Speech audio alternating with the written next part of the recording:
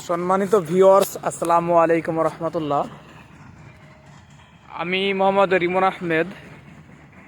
আপনাদেরকে একটা বিষয় জানানোর জন্য আমার এই ছোট্ট ভিডিওটা। আমি কোনো প্রফেশনাল কন্টেন্ট ক্রিয়েটর না, তো এর জন্য আমি খুব একটা ফোকাস দিই না ভিডিওতে। তো কিছুটা চেষ্টা করি যেন আমার রাষ্ট্রের, সমাজের সবার মঙ্গলের জন্য কিছুটা হলেও যেন আমার কথাটা বা কর্মকাণ্ডটা উপকারে লাগে, সে উদ্দেশ্যে কিছু কথা বলা।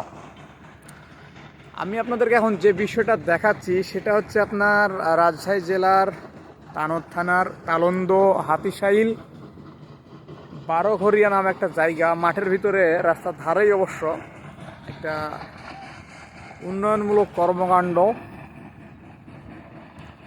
Rahman cold agro storage.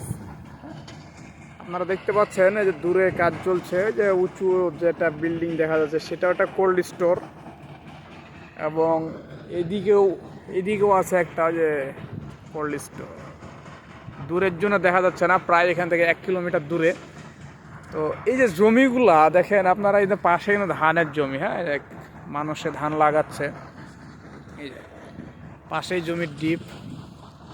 তো এই ধানের জমিগুলো আপনার প্রতি বছর হয় পুকুরে, নাহলে বিভিন্ন জায়গাতে ভালো ভালো জমিগুলো চলে যাচ্ছে।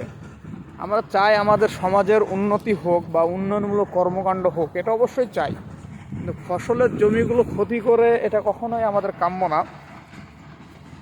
আমার যেন মন বলে আমাদের এই সকল বিষয়গুলো একটু ভাবনা চিন্তা করে কাজটা করা দরকার।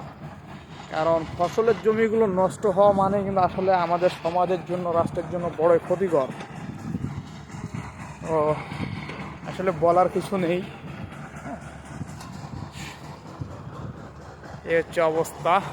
ধন্যবাদ সবাইকেই। আসসালামু আলাইকুম রহমতুল্লাহ।